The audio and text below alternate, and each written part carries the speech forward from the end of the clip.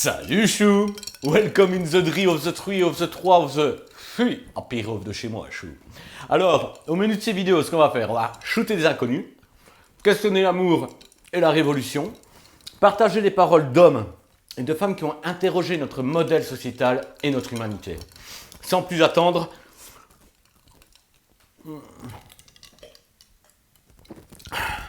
jingle canne à pêche.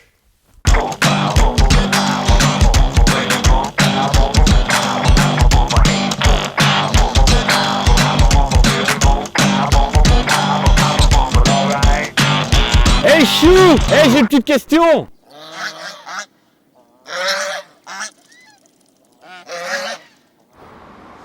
Je pense que les problèmes qui existent maintenant existeront après. Donc il va devoir les résoudre de toute façon au niveau climatique, etc. Donc ça, évidemment, il va falloir trouver des solutions. Ça va être compliqué maintenant parce qu'au niveau financier, ça va être un peu juste. Avant, chacun était perso et chacun faisait son petit truc. Maintenant, j'ai l'impression que moi, je vois ça avec mes voisins, on est plus solidaires. Donc ce serait bien que ça continue et qu'on prenne les soins l'un des autres, quoi. Des activités qui se développent plus, un peu plus de droit à la paresse, parce que vous savez, pâtir c'est déjà agir. Tous les SNCB, les ASBL, toutes les choses gratuites comme ça qui aident, quoi. Aller beaucoup plus dans la nature. J'ai vu beaucoup du monde qui a commencé à aller à courir, à faire des promenades parce que c'est la seule manière de sortir de la maison. Faire des plus gros ravels. S'il y a bien un sport qui doit encore continuer, etc., c'est bien le foot. Ouais, le foot, la course de vélo qu'on fait à Liège. À pied, à cheval, en vélo. C'est mieux de faire activité pour sortir un peu de la maison. Qu'on retrouve quand même nos habitudes liégeoises de repartager ensemble. Alors ça va de repartager une bière à la casa, mais de repartager une discussion comme ça sur le Ravel aussi. Tout devient plus rare, tout ce qui a finalement l'occasion de nous remplir notre cœur, c'est rarifié. Il faut protéger comme on fait de sécurité. Déjà le bâtiment, c'est déjà une chose de sûre qu'eux, ils sont vraiment en crise pour le moment. Ça, c'est une grosse entreprise qu'on a besoin dans le monde entier, comme en Belgique. L'évolution des bâtiments, l'évolution des routes, surtout des routes en Belgique, c'est la cata en Belgique. Rien qu'attendre, oui, j'aimerais bien qu'on attende un peu plus en fait. C'est l'activité que je vais vraiment soutenir, c'est l'attente et l'oubli. Association Soins de Soi, où vraiment on apprend aux personnes les plus démunies et même les plus aisées à reprendre de bonnes habitudes et de l'hygiène alimentaire.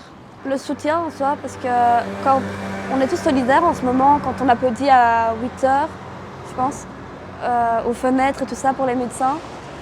Et je trouve que c'est pas mal aussi et qu'on devrait plus continuer comme ça. La communication entre gouvernement et entre population, parce qu'on se rend compte que la population n'est pas trop informée, quoi. Et une partie de la population est tenue à l'écart, quoi. Toutes les personnes, vous voyez par exemple les personnes dans la rue qui viennent nous aborder pour nous poser des questions, pour aider par exemple les animaux, faire des dons pour les pandas, des trucs comme ça. Ça, je trouve que ça devrait être encore plus en avant. J'ai envie de dire quelque chose. Moi j'ai travaillé depuis tout le confinement. Quand même, on a besoin d'une petite prime quand même.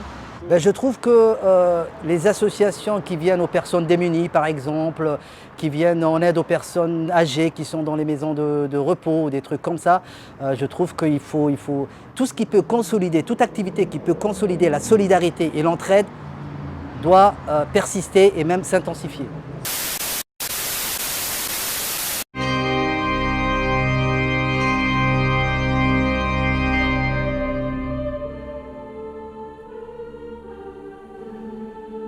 Vous n'allez pas me faire peur avec vos t-shirts.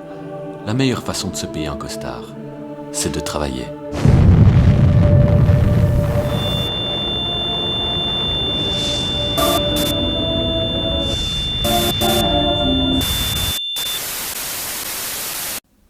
Je ne suis pas, messieurs, de ceux qui croient que l'on peut supprimer la souffrance en ce monde. La souffrance est un fait inéluctable. Mais je suis de ceux qui pensent et qui affirment qu'on peut détruire la misère. Remarquez-le bien, messieurs, je n'ai pas dit diminuer, limiter, amoindrir, circonscrire. Je dis détruire. La misère est une maladie du corps social comme la lèpre est une maladie du corps humain. La misère peut disparaître comme la lèpre a disparu. Détruire la misère. Oui, cela est possible. Les législateurs et les gouvernants doivent y songer sans cesse. Car en pareille matière, tant que le possible n'est pas fait, le devoir n'est pas rempli. La misère. Voulez-vous savoir où elle en est, la misère? Voulez-vous savoir jusqu'où elle va? Et autant nous vivons? Voulez-vous des faits? Il y a dans ces faubourgs que le vent de l'émeute soulevait naguère si aisément. Il y a des rues, des maisons, des cloaques, où des familles entières vivent pêle-mêle, hommes, femmes, jeunes filles, enfants, n'ayant pour lit, n'ayant pour couverture, j'ai presque dit pour vêtements, que des monceaux infects de chiffons en fermentation. Voilà un fait. Vous en voulez d'autres? Ces jours-ci, un malheureux homme de lettres est mort de faim la lettre, et l'on a constaté après sa mort qu'il n'avait pas mangé depuis 6 jours. Voulez-vous quelque chose encore plus douloureux? Le mois passé, pendant la recrudescence du choléra, on a retrouvé une mère et ses 4 enfants qui cherchaient leur nourriture dans les débris immondes et pestilentiels du charnier. Eh bien, messieurs, je dis que ce sont là des choses qui ne doivent pas être. Je dis que la société doit dépenser toute sa force, toute sa sollicitude, toute son intelligence, toute sa volonté pour que de telles choses ne soient pas. Je dis que de tels faits engagent la conscience de la société tout entière. Et que je me sens, moi qui parle, complice et solidaire. Mais vous,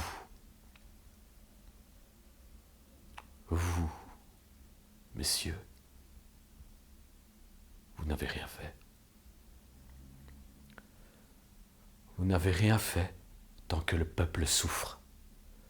Vous n'avez rien fait tant qu'il y a en dessous de vous une partie de la population qui désespère. Vous n'avez rien fait tant que ceux qui sont dans la force de l'âge peuvent ne pas avoir de pain, tant que ceux qui sont vieux et qui ne peuvent plus travailler sont sans asile, tant que l'usure dévore nos campagnes, tant qu'on crève de faim dans nos villes. Vous n'avez rien fait, tant que dans cette œuvre de destruction et de ténèbres, l'homme méchant a pour collaborateur fatal l'homme malheureux. Vous voyez, messieurs, ce n'est pas seulement à votre générosité que je m'adresse, c'est à votre sagesse. Et je vous conjure d'y réfléchir, messieurs, songez-y. Faites maintenant des lois contre la misère.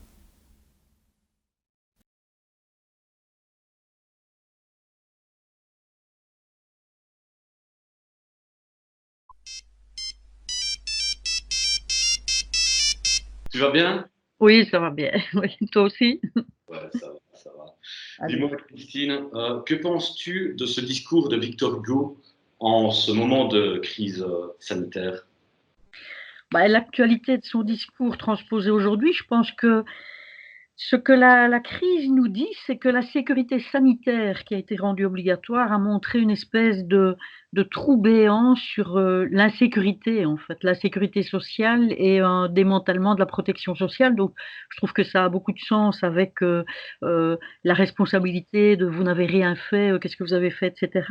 On a vu par l'obligation, en quelque sorte, d'essayer de capter toutes les populations oubliées, le vide de protection pour tous les sans statut, pour tous les sans droit, pour tous les sans revenus.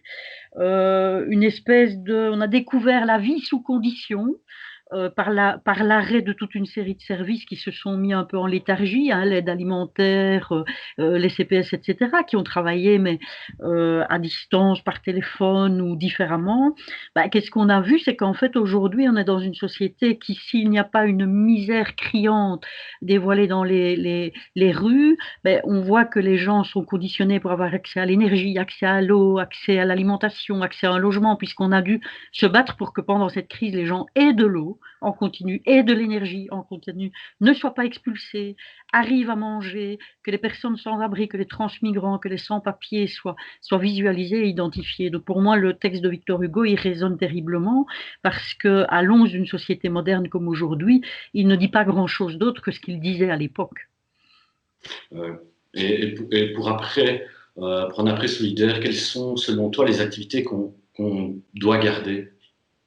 Ben, je pense que ce que révèle en quelque sorte cette crise, c'est que les acteurs porteurs qui ont atténué les chocs, en quelque sorte, c'est quoi? C'est la sécurité sociale, d'une part, parce que le chômage temporaire, etc. Même si on a découvert qu'il fallait constituer du statut pour tout le monde, hein, les artistes sans statut, les sans-papiers sans statut, des personnes SDF sans statut, etc.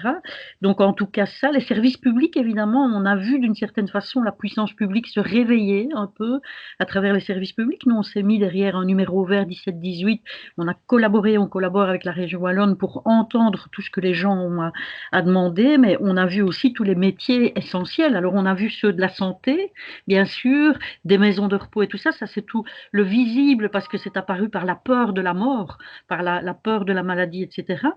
Mais en fait, l'arrêt de toute une série de services d'associatifs, de maisons de jeunes, du monde de la culture, du socioculturel, de l'éducation permanente, etc., a montré aussi l'indispensable nécessité de l'ensemble de ces acteurs-là dans une société qui doivent être là tout le temps par rapport à la jeunesse, par rapport aux familles, par rapport au monde ouvrier, par rapport au monde populaire, etc. Donc on voit que tout ça c'est à défendre à bras-le-corps. Évidemment, ce qu'on voit aussi, c'est que pour financer tout ça, une activité qu'il va falloir garder, j'ai envie de dire, mais c'est un combat qu'il va falloir garder, c'est quelle fiscalité pour demain, quelle fiscalité qui va permettre précisément à tous ces métiers des essentiels d'exister, quelle économie doit être revue, une économie vraie, une économie par la culture, une économie par un commerce de proximité, une économie par de la production proche de chez nous, mais aussi ouverte, hein, avec des frontières ouvertes, mais des frontières où on acceptera que des biens et des personnes circulent parce que c'est une manière d'amener des bonnes réponses aux populations et pas pour faire de la financiarisation, etc. Tout ça me paraît important et on voit que l'emploi est très important puisqu'on voit des tas de gens appauvris aujourd'hui, soit parce qu'ils n'ont pas eu d'emploi, soit puisqu'ils ont des statuts dégradés dans le monde de l'emploi, soit puisqu'ils sont employés dans des contrats qui n'ont plus ni queue ni tête aujourd'hui. Donc tout ça, il faudra se battre pour le garder. Et peux-tu nous dire quelques mots sur le réseau wallon de lutte contre la pauvreté ainsi que sur les priorités en ce moment? Quelles sont ces priorités pour le moment? Le réseau, on l'entend déjà dans ce que j'ai dit avant, hein, c'est un réseau d'abord qui mène une lutte politique contre la pauvreté. Donc c'est un réseau qui veut éradiquer la pauvreté, qui considère que la pauvreté n'a aucune légitimité, elle n'a aucune raison d'exister, elle est le fruit d'une exploitation. On doit demain s'intéresser encore beaucoup plus aux richesses. Qui produit les richesses? Où sont les richesses? La richesse financière, la richesse de la culture, la richesse de la connaissance. À qui sont-elles rendues accessibles? Comment les partage-t-on? C'est ça le combat du réseau pour l'avenir. Et il va le faire encore plus que d'habitude. Alors immédiatement, en fait, on demande que le gouvernement fédéral apporte une allocation mensuelle Covid-19 aux ménages sans condition, sans passer par le CPS, sans commencer à demander aux ménages de se déshabiller, considérant les ménages comme une entité aussi importante que le monde de l'économie, des indépendants, etc. dans notre société. Parce que le ménage doit pouvoir vivre pour lui-même, assumer ses factures, et être acteur, partie prenante de la vie économique de la société.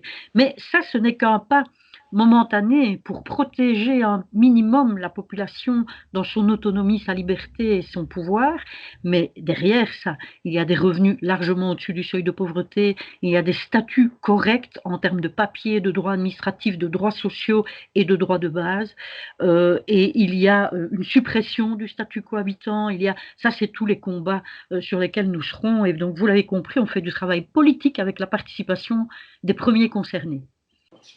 Merci beaucoup, merci d'avoir répondu à mes questions, Christine, c'est super gentil. Merci beaucoup, à bientôt. Bientôt, je te souhaite une belle soirée. Ciao, Merci, ciao. toi aussi.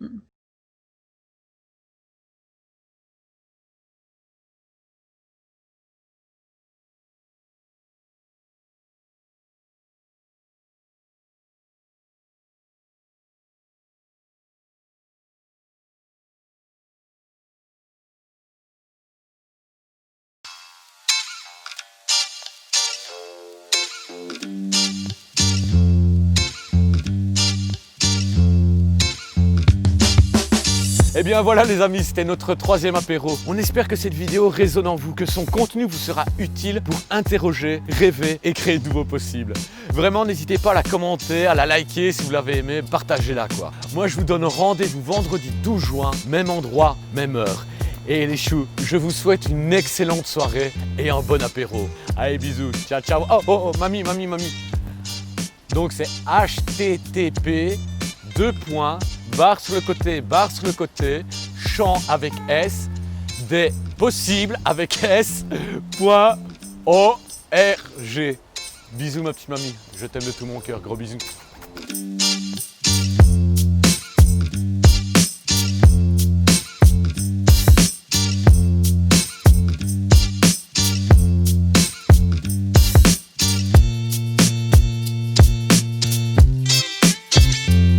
Gros bisous. Whoop. Oh putain.